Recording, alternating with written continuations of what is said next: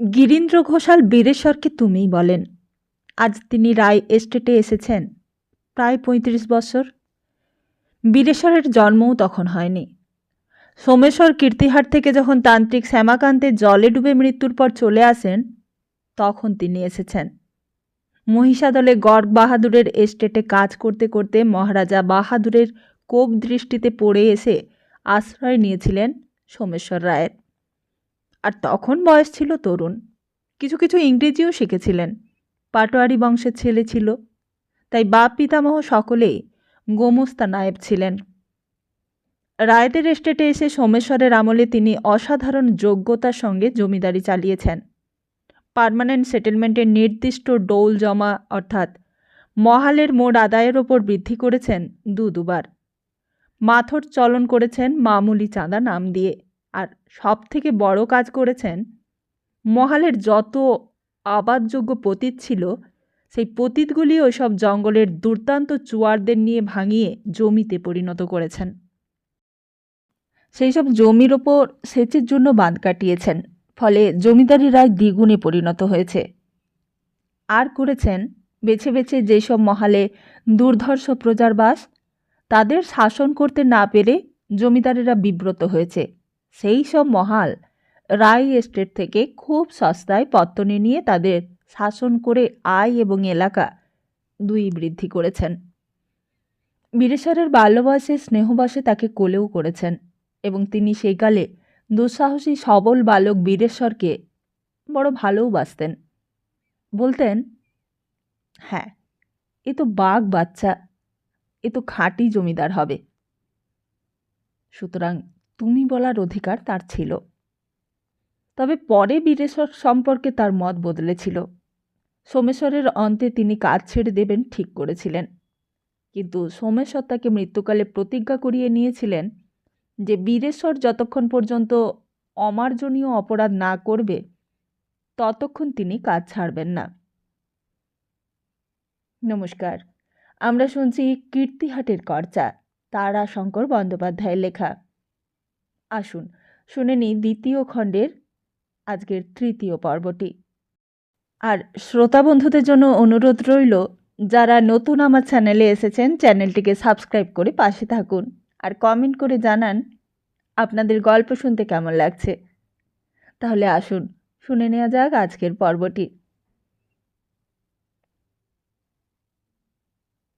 বিমলাকান্তকে সকলেই স্নেহ করত আর তার সঙ্গে শ্রদ্ধাও করত, ঘোষালও করতেন।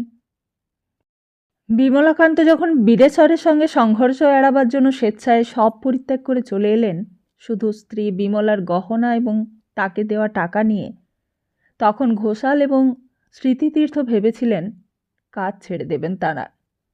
কিন্তু বীরেশ্বর তাদের ডেকে বলেছিলেন, অন্যায় আমি করিনি ঘোষাল কাকা।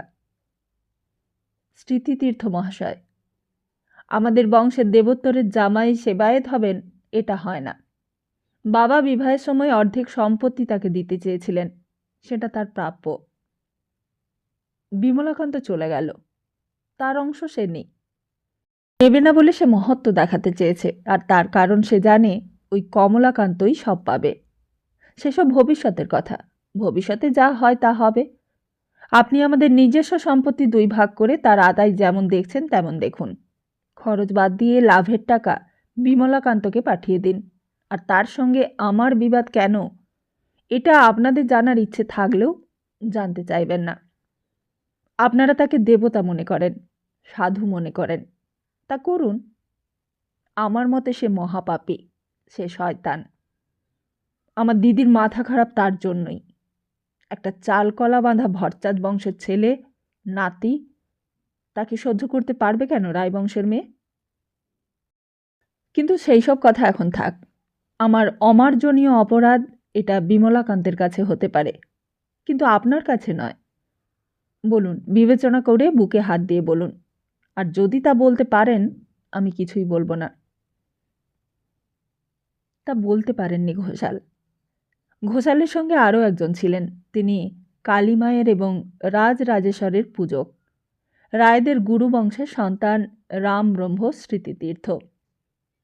প্রশ্ন দুজনকেই করেছিলেন বীরেশ্বর। তারা এর উত্তর দিতে পারেননি। বীরেশ্বর বলেছিলেন, বলুন, আপনাদের অসম্মান করেছি আমি? কি অন্যায় হয়েছে আমার আপনাদের কাছে? রামরম্ভ স্মৃতিতীর্থ বলেছিলেন, কিন্তু বিমলাকান্তের প্রতি আক্রোশ তোমার অহেতুক। ধর্মবিচারে এটা অন্যায়। আমরা মানুষ তো, এ অন্যায় বা আমরা কেমন করে দেখব? আমার পক্ষে এইসব সহ্য করা অত্যন্ত কষ্টকর। আর বিশেষ করে আমি তোমাদের সংসারে বেতনভোগী পূজকই শুধু নই, তোমার পিতার গুরুবংশের জ্ঞাতি। তোমার স্ত্রী আমার কাছে দীক্ষা নিয়েছিলেন। রাগে বীরেশ্বরের মুখ লাল হয়ে উঠেছিল। আত্মসংবরণের জন্যই তিনি কয়েক মুহূর্ত চুপ করেছিলেন এবং তারপর বলেছিলেন, অকারণ ওইসব কথা তুলে আর কী লাভ বলুন? আমার স্ত্রী। আবার চুপ করে গিয়েছিলেন বীরেশ্বর। তারপর আবার বলেছিলেন, তিনি দীক্ষা নিয়েছিলেন আর আপনি তার গুরু। কিন্তু আমি ধর্ম ঈশ্বর মানি না, দীক্ষা আমি নিইনি। সুতরাং ওই দাবি আমার কাছে নাইবা করলেন। আর সম্পত্তি দেবোত্তর। বাবার দলিল অনুসারে দেবতার সেবা পূজা চালালে তবেই তার সেবায়িত হিসেবে আমি সম্পত্তির মালিক। সত্য বলতে তার জন্যই সেবা পূজা চালিয়ে যাই। ওসবে আমার কোনো বিশ্বাস নেই এবং আমি সরে এলে বিমলাকান্ত নিষ্কণ্টক হয়ে দেবোত্তরের মালিক হবে। আর সেই কারণেই ওটা আঁকড়ে ধরে আছি আমি। আমি জানি আপনি বিশেষ করে বিমলাকান্তের পক্ষপাতী, আমাকে খুব একটা ভালো চোখে দেখেন না, কিন্তু আপনাকে আমি একটি কারণেই শ্রদ্ধা করি, আপনি সত্যবাদী এবং নির্লোভ। বাবার কাছে তার মৃত্যুর সময় কথা দিয়েছি, আপনাদের সসম্ভ্রম আমি হানি করব না। আর সেই সম্ভ্রম হানি আমি করিনি আর করবও না। আমি কথা দিচ্ছি, আমি কলকাতায় গিয়ে বাস করব। এইখানকার পূজা সেবা আপনারাই চালাবেন, আমি কোনো হস্তক্ষেপ করব না। বিমলাকান্তের সঙ্গে আমার সম্পর্ক যাই হোক না কেন, আপনারাও তা নিয়ে কথা বলবেন না। আর বিবাহ আমি আর করব না। সম্পত্তি আপনাদের ওই বিমলাকান্তের পুত্রের হাতেই যাবে, আর আপনারা সেটা রক্ষা করে যান। বীরেশ্বরের কীর্তিহার ছেড়ে আসার এটাও একটা কারণ ছিল। আর সেই অবধি গিরীন্দ্র ঘোষালি সম্পত্তি পরিচালনা করে আসছেন। 3 মাস অন্তর হিসাব আসে, মাসে মাসে রিপোর্ট আসে, আর বীরেশ্বর দেখেন এবং সই করে দেন। এই পর্যন্তই।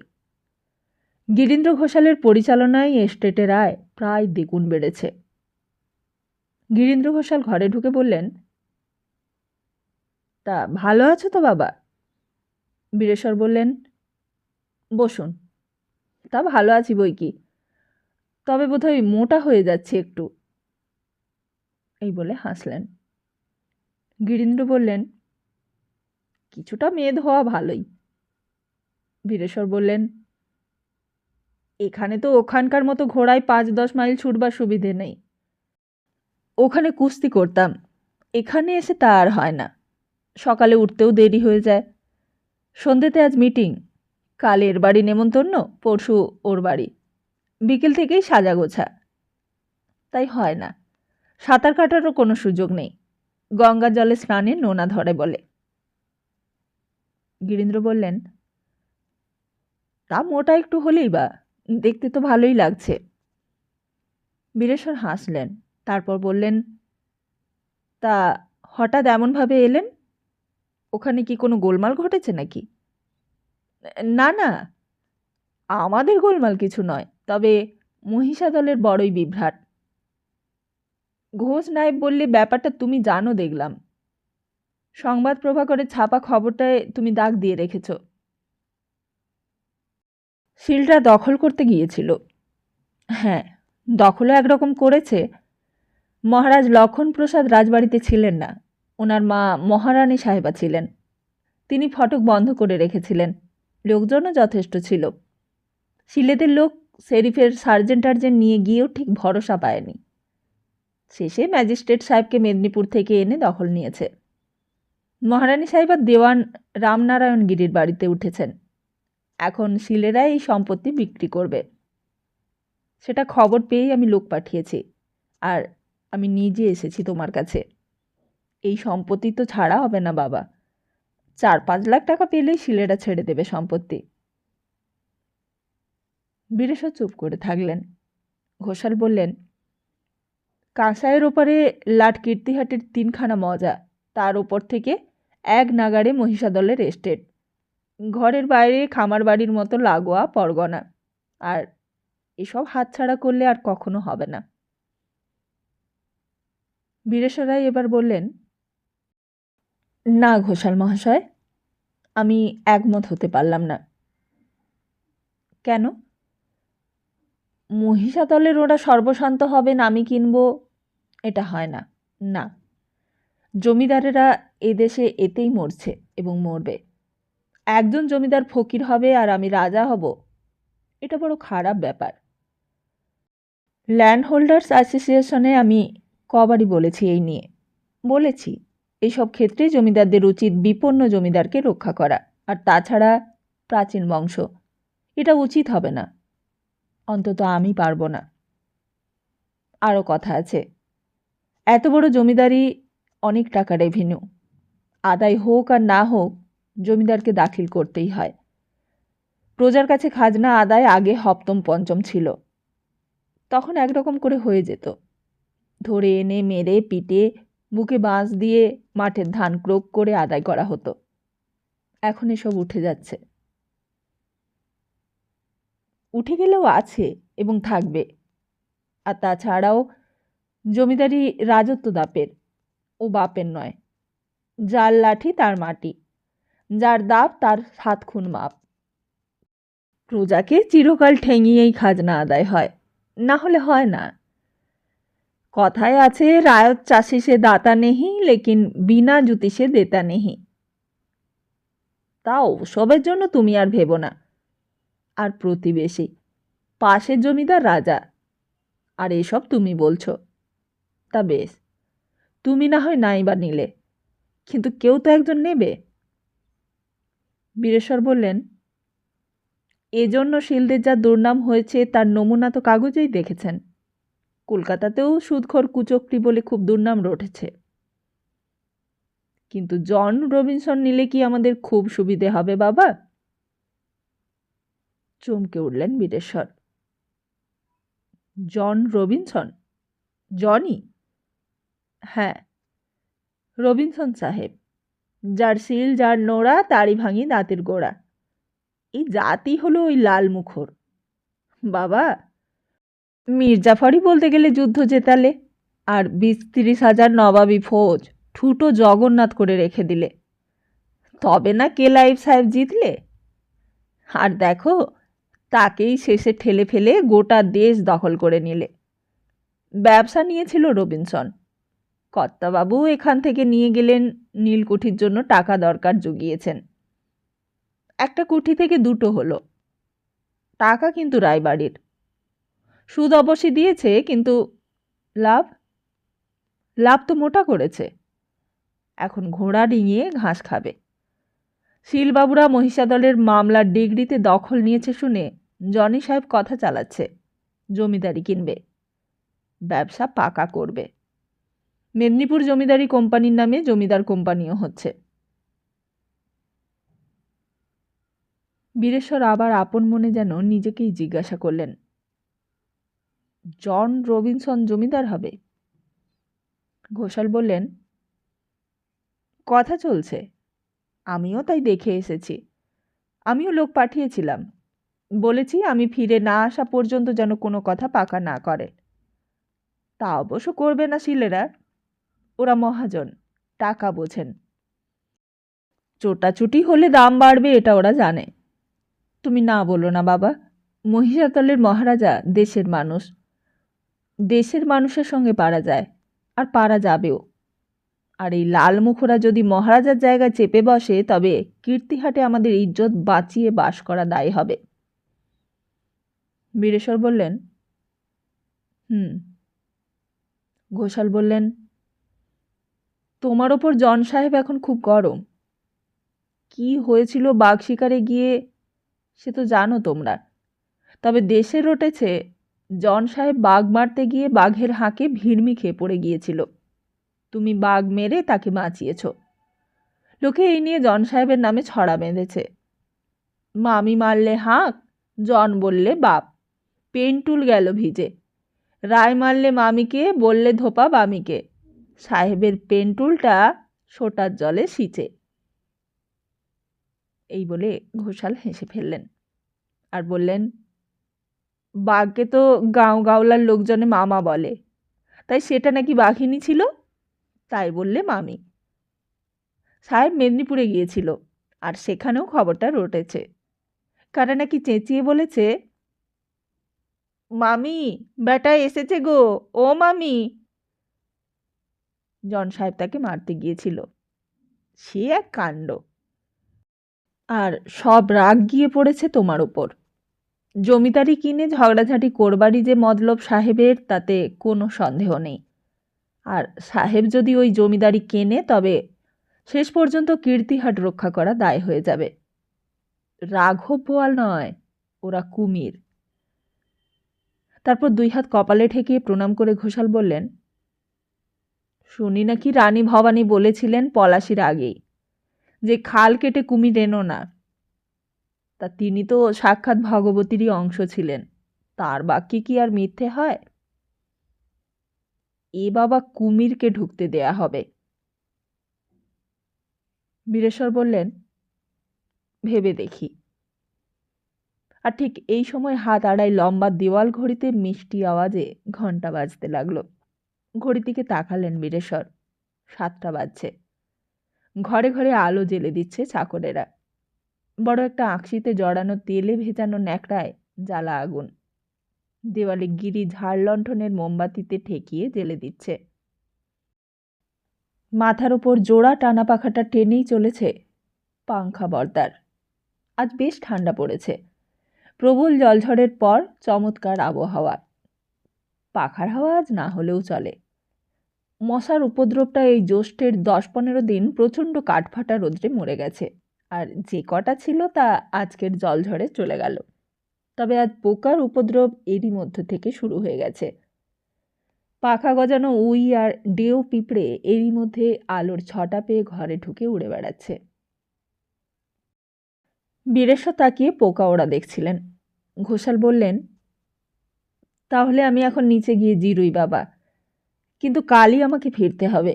ছেলেদের বলে এসেছি 3-4 দিনের মধ্যেই খবর দেবে। যেতে যেতে দরজার মুখে ফিরে দাঁড়ালেন ঘোষাল।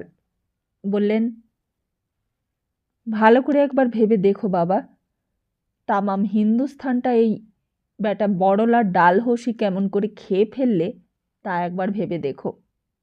এরপর এই চুনোপুটি সাহেবগুলান এমনি করে তামাম জমিদারি গিলবে, এ আমি বলে দিলাম বাবা।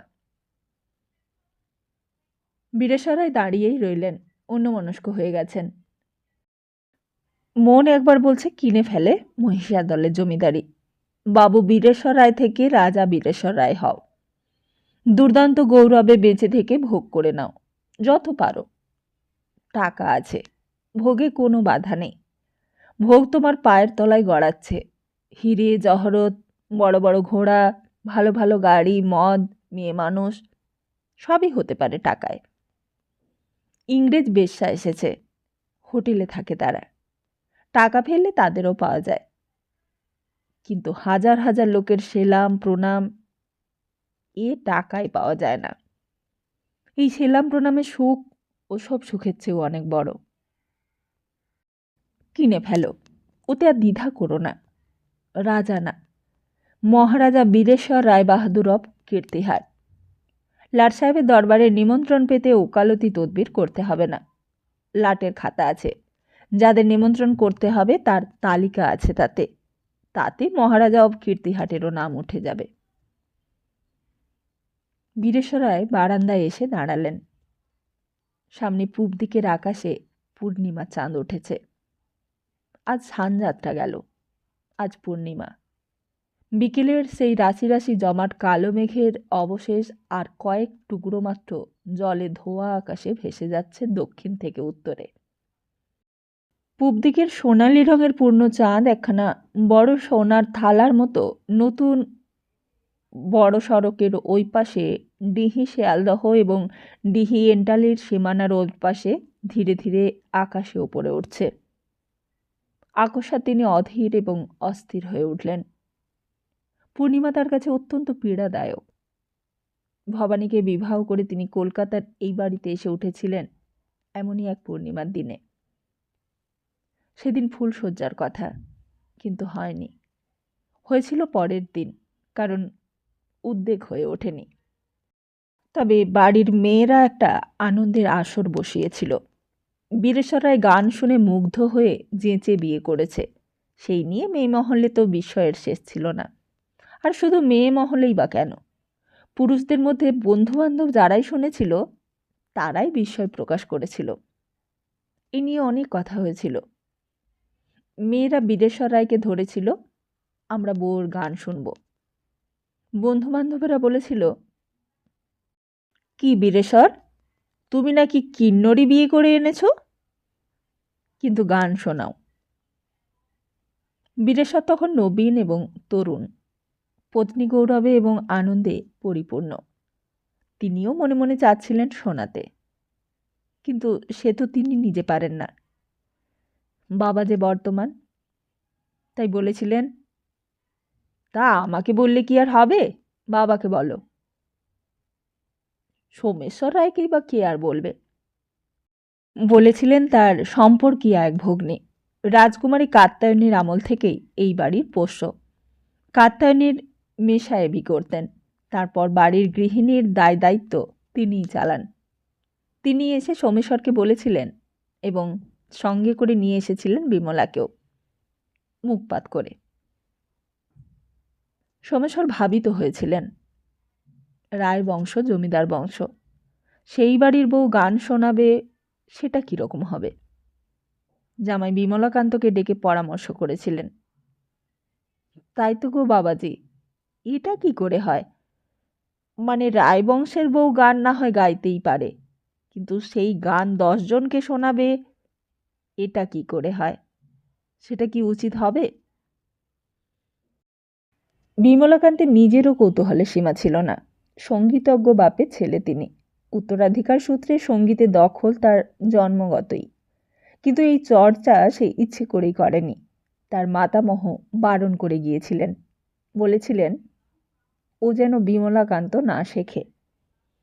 মাতামহের মৃত্যুর সময় বিমলাকান্ত ছোট ছিলেন। মাতামহী কথাটা তাকে প্রায় দুবেলাই বলতেন। গানের জ্ঞান নিয়ে যে জন্মায়, অনুরাগও তার জ্ঞানের সঙ্গেই সহজাত।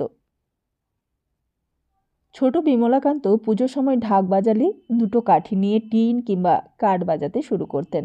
কখনো বা একলা থাকলেই যা কিছু হোক নিয়ে তার উপর আঙুল দিয়ে শব্দ তুলে বাজনা বাজাতেন। কখনো বা গান ভাঁজতেন, আর মাতামহী চোখ পড়লেই বলতেন, ও করতে নেই ভাই, ও করো না, ওতেই তোমার মায়ের কপাল আর তোমার কপাল খেয়েছে, বাপ বাউন্ডুলে হয়ে চলে গেছে, তুমি আর ও করো না। একটু বড় হলে, অর্থাৎ 7-8 বছর থেকেই তিনি প্রশ্ন করতেন, কেন দিদিমা। দিদিমা তার বাপের কথা বলতেন এবং সঙ্গে সঙ্গে বলতেন, তোমার দাদামশাই আমাকে বলে গিয়েছেন, দেখো গিন্নি, বিমল যেন ও পদ না ধরে, ওই পদকেই আমার ভয়। ও ধরলে আর কিছুই হবে না, ও হলো মদ ওর কাছে, বুঝেছ। কথাটা শুনে শুনে তার মনের মধ্যে গান সম্বন্ধে একটা আতঙ্কের মতো কিছু জন্মে গিয়েছিল। গান শুনলেই তার মন যেন বাতাসের বেগে আগুনের মতো ছুটতে চাইত। কিন্তু মনকে তিনি নির্বাপিত আগুনের মতো করে হিম হয়ে বসে থাকতেন। এই আগুন নেভে না, ক্রমে ক্রমে বাতাসে আংড়ার আগুনের মতো ঝিকমিক করে উঠত, কিন্তু ইন্ধন তিনি জোগাতেন না। শ্বশুর সোমেশ্বর রায় ওস্তাদ রেখেছিলেন, বীরেশ্বর গান শিখতেন, কিন্তু বিমলাকান্ত বলতেন, না, ও আমার দিদিমার নিষেধ আছে। মধ্যে মধ্যে বড় ওস্তাদ এলে সে আসরের একপাশে বসে গান শুনতেন। বেশি ভালো লাগলে কয়েকদিন খুব উন্মননা হয়ে যেতেন। কিন্তু বীরেশ্বর বিয়ে করে এনেছে, মেয়ের গান শুনে। এই কথাটা শুনে তার কৌতূহলের অন্ত ছিল না। শুনবার জন্য তারও প্রবল আগ্রহ হয়েছিল। মনেও সেদিন আনন্দের ছোঁয়াচ লেগেছিল। বীরেশ্বর তার শালক, সে বিবাহ করেছে, শালকের বিবাহ, আর তাছাড়াও বীরেশ্বর তাকে চালকলা বাঁধা ভরচাজ বামুনের ছেলে, ভীরু শান্ত বলে যতই অবজ্ঞা করুন, বিমলাকান্ত তা করতেন না। তিনি বয়সে সম্পর্কের বড় ছিলেন, স্নেহ করতেন, কিন্তু শান্ত অথচ গম্ভীর চরিত্রের জন্য তার সঙ্গে উল্লাসে হুল্লোড়ে মাততে পারতেন না। তবে বিবাহের একটা রং আছে, আর সেই রং শুধু বর কনের মনেই লাগে না, পরিবারের পাড়ায় আত্মীয় স্বজন সকল জনেরই মনকে রাঙিয়ে দেয় হোলির আবিরের মতো। বউটিকেও বড় ভালো লেগেছিল বিমলাকান্তের। গৌরী নয়, কিন্তু শ্যামবর্ণের রঙের মেয়েটি অপরূপ দেখতে ছিল। বারবার বলেছিলেন, ভারী ভালো বউ হয়েছে, ভারী ভালো। বীরা ভাই, তুমি জহুরি বটে, একেবারে খনি থেকে মণি, সমুদ্রে ডুবে মুক্ত খুঁজে বের করেছ।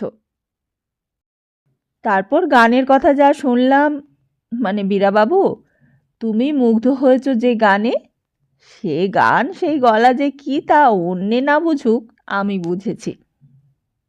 বীরেশ্বর বলেছিলেন, জামাইবাবু, আপনাকে তাহলে গোপনে একটা কথা বলি। তখনকার কালে ভগ্নিপতিকে উপাধি ধরে তাতে মশায় যোগ করে সম্বোধনের রেয়াজ ছিল, কিন্তু ভরচাজ মহাশয় কথাটা জমিদার পুত্র ইংরেজ নবীজ বীরেশ্বর রায়ের কানে বড় কটু ঠেকাত। মনে হতো বুঝি পুরোত বা পুজুরি বামুনকে ডাকছেন, তাই বীরেশ্বর রায় ভগ্নিপতিকে জামাইবাবুই বলতেন। জামাইবাবু বা ভগ্নিপতিকে দাদা বলার রেয়াজ তখনও ওঠেনি। তিনি সেই দিন বিমলাকান্তকে বাসর ঘরে গানের পালায় তার নিজের গানের কালকে ক্লা করে মান বাঁচানোর কথাটা বলেছিলেন, একটা মজার ব্যাপার জামাইবাবু, কখন যে ওই বাজনার দুনের মধ্যে আমার ভুল করিয়ে দিলে আমি ঠিক বুঝতে পারিনি, আর ঠিক তেহাইয়ের কাছ বরাবর এসে আমাকে সাবধান করে দিলে, বলে একটা ইশারা দিয়ে। আর আমি ভাবলাম গেলাম, কিন্তু চট করেই কালাকে ক্লা করে খাটিয়ে মেরে দিলাম। তা কি সহবতর? বললেই না যে আমার ভুল হলো, বললে ও নিজে হেরেছে। বিমলাকান্ত অবাক হয়ে বলেছিলেন, বলো কি? এক বিন্দু বাড়িয়ে বলিনি। একদিন ঘর বন্ধ করে গান শুনবেন, দেখবেন। তখন বাড়িতে গান শোনার আগ্রহ পূর্ণিমার কোটালের বানের মতো ডাক শুরু করে জাগতে শুরু করেছে। কিছুক্ষণের মধ্যেই সেটা বীরেশ্বরের এলাকা পার হয়ে সোমেশ্বরের দরবারে এসে আছড়ে পড়েছে। শ্বশুরেরও ইচ্ছে ছিল শুনতে, ঘরের বাইরে বা পাশের ঘরে বসে বৌমার গান শুনবেন। কি এমন গায় যাতে তার মদমত্ত হাতির মতো ছেলে বীরা একেবারে মোহিত হয়ে পড়ল। পুরোহিত রামব্রহ্ম স্মৃতিতীর্থ খবরটা শুনে হেসে বলেছিলেন, রায়মশায়, সংস্কৃত কাব্যে মদমত্ত অরণ্যকুঞ্জের বশীভূত করা এক বাঁশির কথা শুনেছি। বধূটির কণ্ঠে তাহলে সেই বংশধ্বনিই বাজে। শ্রীমান বীরেশ্বর তো আমাদের মদস্রাবী দিঘহস্তি।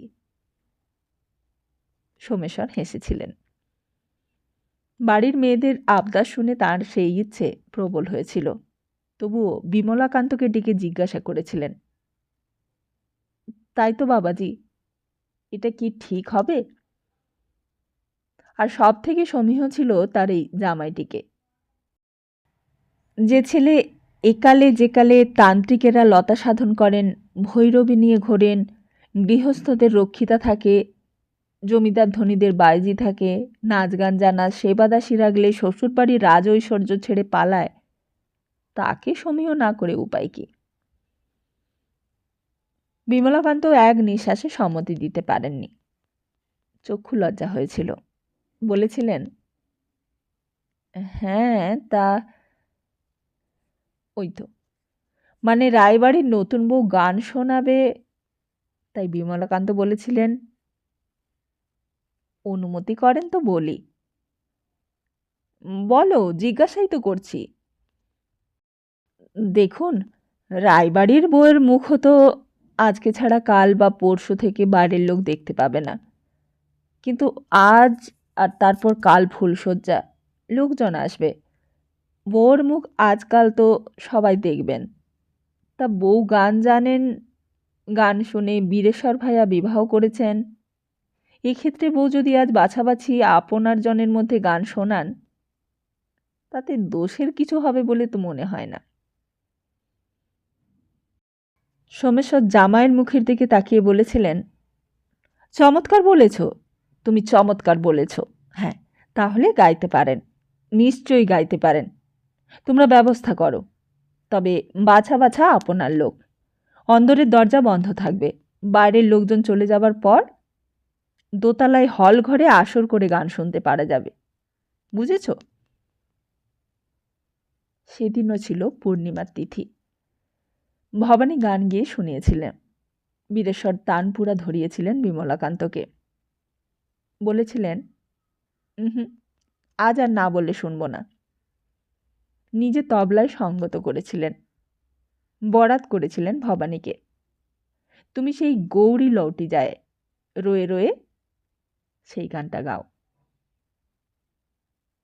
তাই গিয়েছিলেন ভবানী। এই বারান্দায় পূর্ণিমার জ্যোৎস্না পড়েছিল। বীরেশ্বরায় আজও পূর্ণিমা চাঁদের দিকে তাকিয়ে অধীর অস্থির হয়ে উঠলেন। তাড়াতাড়ি এসে ঘরে ঢুকে তিনি চাকরকে ডেকে বললেন, হুইস্কি নিয়ে আয়। কি হবে তার রাজত্বে? কে ভোগ করবে তার রাজত্ব? রাজত্ব কি মানুষ নিজের জন্য অর্জন করে? বংশের জন্য করে। না খেয়ে তিল তিল করে সঞ্চয় করে রেখে যায় তার বংশধরেরা ভোগ করবে বলে। তার রাজত্ব ভোগ করবে কমলাকান্ত? না, তা হবে না। তা তিনি হতে দেবেন না। লোকে তাকে বলে বিবাহ করো। কি হয়েছে? স্ত্রী জলে ডুবে মরেছে। মরেছে, ভবানী মরেছে। সে যা হয়েছে তাই হয়েছে। তবে বিবাহ তিনি আর করবেন না। না না, ও মেয়ে জাত, ওই জাতকে নিয়ে বেডে সাপ নিয়ে খেলার মতো খেলতে হয়। গলায় পড়তে নেই।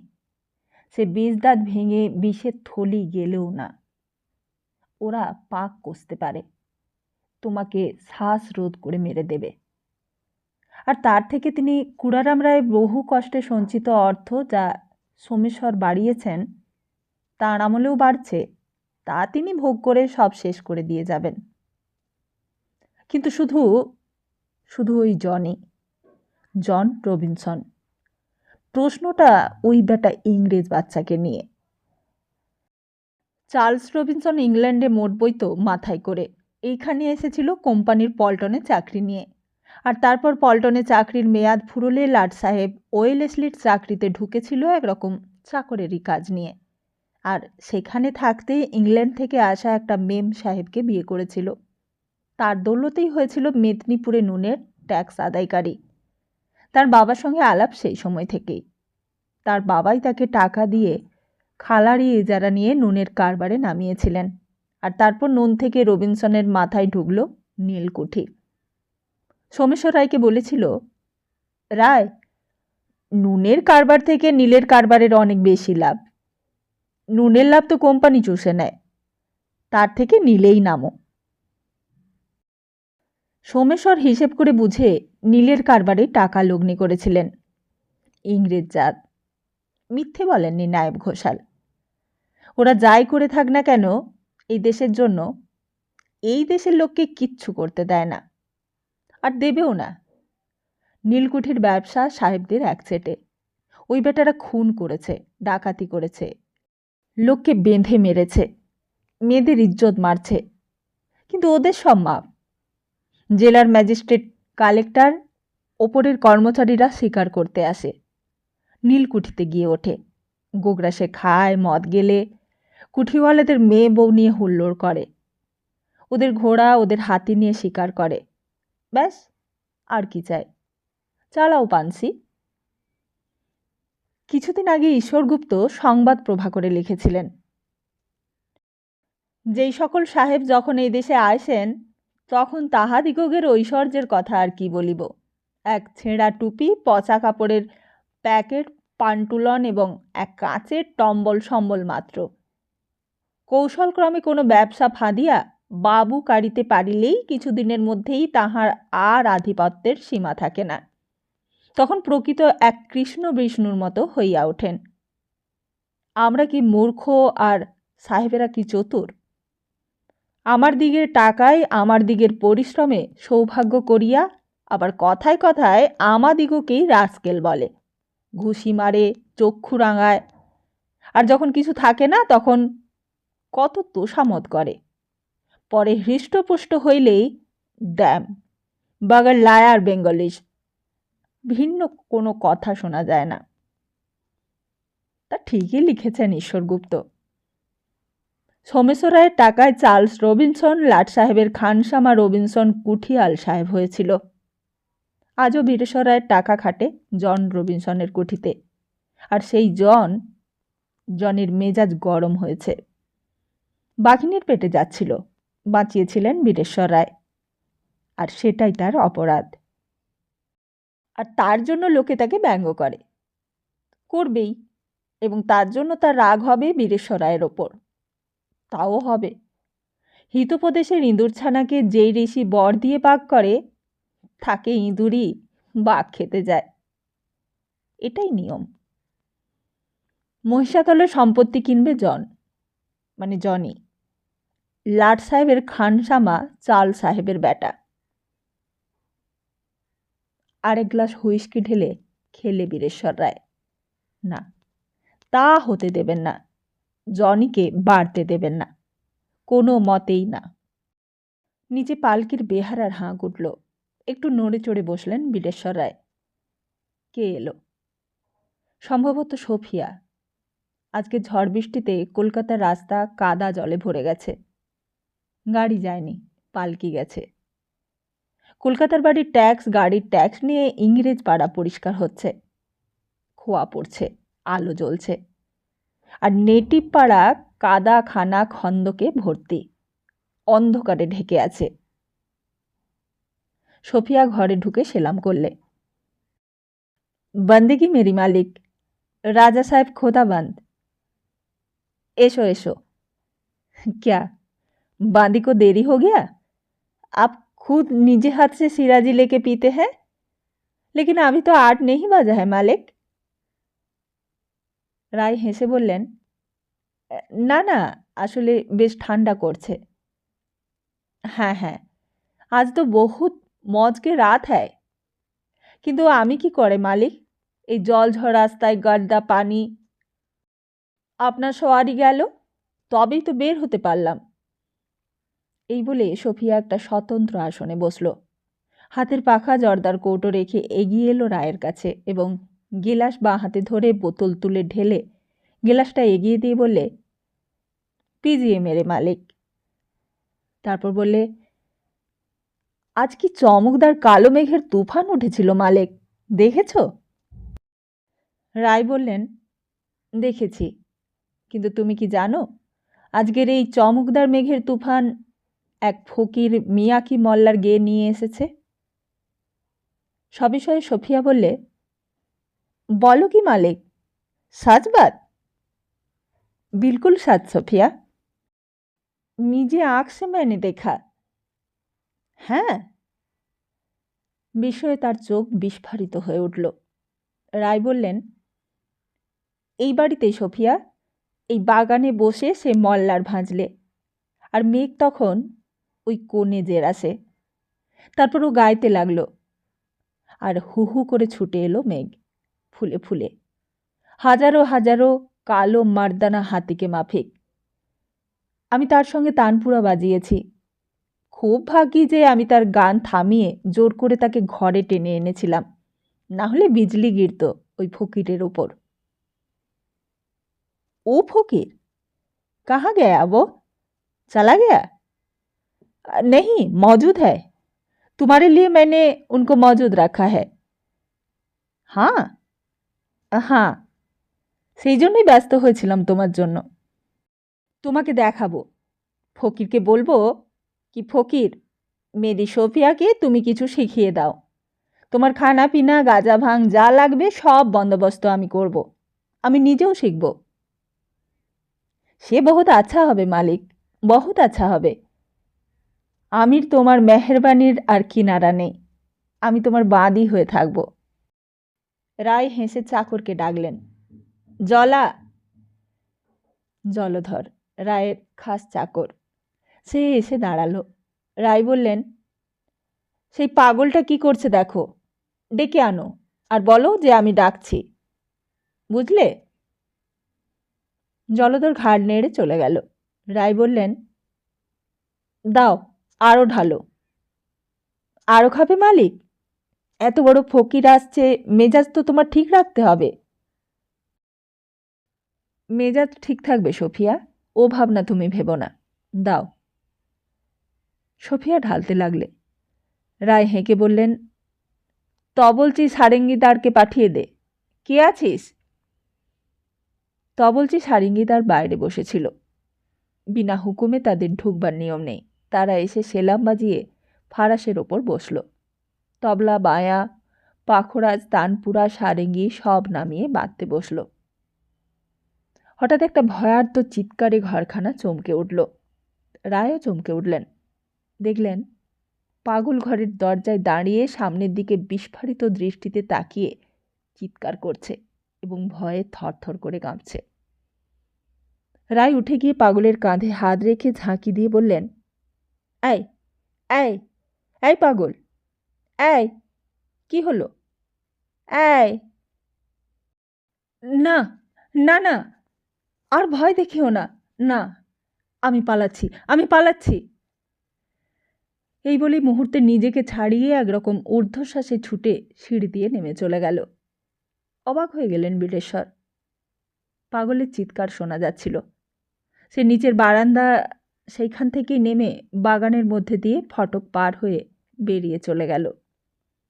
সুরেশ্বর বললে, সুলতা, বীরেশ্বর রায়ের ওই চামড়ায় বাঁধানো খাতার মধ্যে বিবরণটি লেখা আছে। এরপর তিনি কয়েকদিনই ওই ময়দানে ঘুরেছেন ওই পাগলের সন্ধানে, কিন্তু তাকে পাননি, কেউ বলতেও পারেনি। রায় তার খাতাতে লিখেছেন, he is a mysterious man. I do not believe in these things. Still, I cannot deny him. No, I cannot.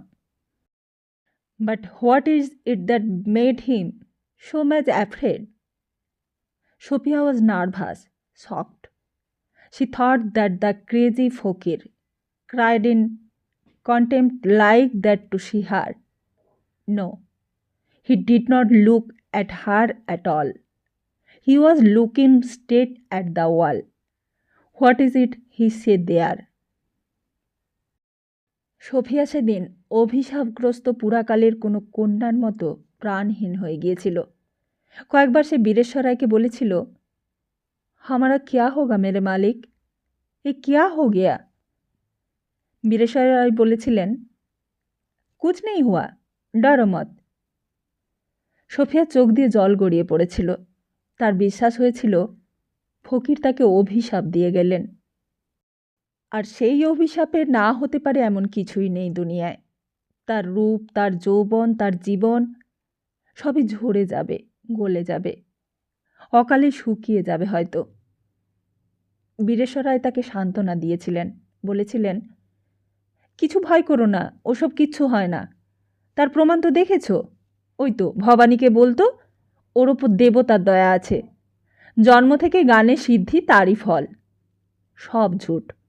ওই তো তার ছবি ওই দেওয়ালে টাঙিয়ে রেখেছি ইচ্ছে করে। তার ছবিকে সামনে রেখেই তোমার সঙ্গে আমি মহতি করি, কিন্তু তাতে কি হয়েছে? কিছুই হয়নি। সোফিয়া দেয়ালের দিকে তাকালে। দেওয়ালে ভবানীর একখানা অয়েল পেন্টিং ঝুলছে। সদ্য বিবাহের পরেই শখ করে বীরেশ্বর রায় ওই অয়েল পেন্টিংখানা আঁকিয়েছিলেন সাহেব শিল্পীকে দিয়ে। কঠোর নিষ্ঠুর বীরেশ্বর রায় ছবিখানা ইচ্ছে করেই এই ঘরে টাঙিয়ে রেখেছেন।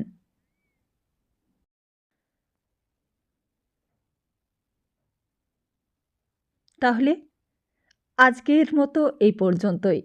আর খুব তাড়াতাড়ি ফিরছি আগামী পর্বটি নিয়ে। ততদিন ভালো থাকুন, সুস্থ থাকুন, আর সবাইকে ভালো রাখুন, আর সঙ্গে থাকুন। নমস্কার।